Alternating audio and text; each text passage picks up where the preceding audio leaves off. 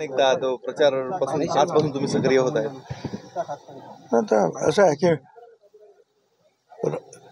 राष्ट्रवादीचे आमचा हा जो पक्ष अजितदादांचा हा महायुतीचा एक घटक आहे.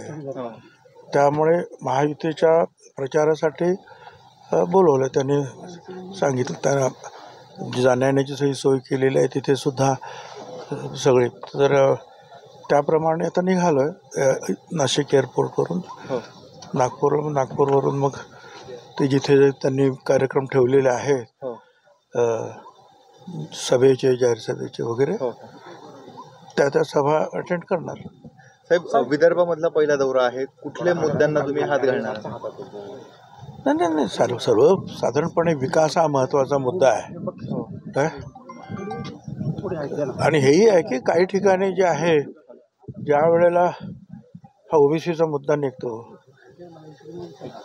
त्यावेळेला हे ओबीसीच्या विरोधात वातावरण तापवणारे कोण होते? कुणीही वातावरण तापवलं. कुणाच्या कारखान्यावर ह्या सगळ्या गोष्टी घडत होत्या, कुणी ताकद दिली? या सगळ्या गोष्टीचा उहापोह करता येईल ना. लहान लहान गोष्टींबद्दल जे आहे बोलणारे सगळे अनेक नेते आमदारांची घरं जाळत असताना सुद्धा शांत बसतात. काय हे दुःख कसं काय विसरता येईल का लोकांना? आम्हाला अशा अनेक गोष्टी. आणि तिथल्या काही लोकल असतील.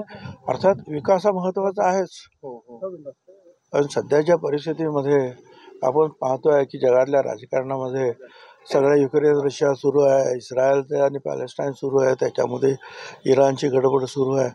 अशा वेळेला देशामध्ये मजबूत नेतृत्वाची आवश्यकता निश्चितपणे आहे.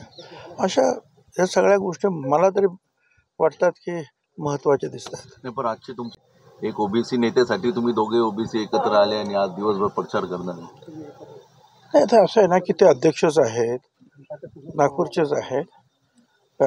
त्यामुळे मी जातो तर ते माझ्याबरोबर येणार आहे. त्यांनी सगळी व्यवस्था केलेली आहे. दिवसभर राहणार आहोत आम्ही बरोबर.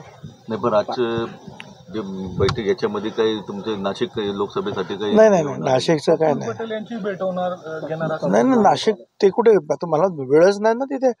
ते विमानातून उतरल्याबरोबर हेलिकॉप्टरने ज्या वेगवेगळ्या ठिकाणी ना तिथं कुठं प्रफुल्लभाई भेटणार मला. काय आणि काय बोलायचं तर फोनवर बोलतील आणि जे काय निर्णय घ्यायचा ते घेतील निर्णय. त्याबद्दल चिंता करण्याचं काय कारण आहे?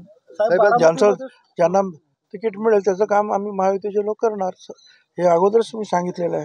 साहेब, बारामतीमध्ये सुनेत्रा पवार यांच्यासोबतच अजित पवारांचा देखील डमी फॉर्म भरला जाणार आहे. जर कारणास्तव त्रुटी आढळल्या तर अजित पवारच त्या ठिकाणी उमेदवार असू शकता अशी चर्चा सुरू झाली.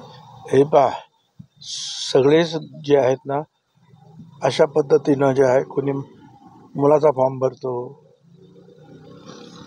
कोणी आणखीन त्यांना आवश्यकता वाटत काहीतरी झालं आणि रद्द झाला तर एक डमी असला पाहिजे. ही पद्धत आजची नाही, फार पूर्वीपासूनची आहे. मी सुद्धा ज्या वेळेला फॉर्म भरतो तर कोणाचं तरी डमी म्हणून भरतोच. वर्तमानपत्रामध्ये जाहिरात करण्यात आलंय, त्याच्यावर न्यायप्रविष्ट असल्याचा उल्लेख करण्यात आलाय. बरोबर आहे ना. असं आहे की सुप्रीम कोर्टाने सांगितलेलं आहे की अजून तुमचे जे आहेत हे निकाल म्हणजे हिअरिंग वगैरे सुरू आहेत, त्याच्यावर निकाल लागायचा आहे. त्यामुळे तुम्ही तोपर्यंत जे आहे हे असं जाहीर करा.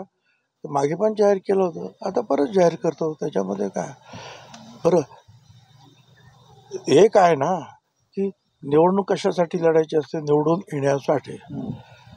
त्यासाठी चिन्ह मिळालेलं आहे वापरायला.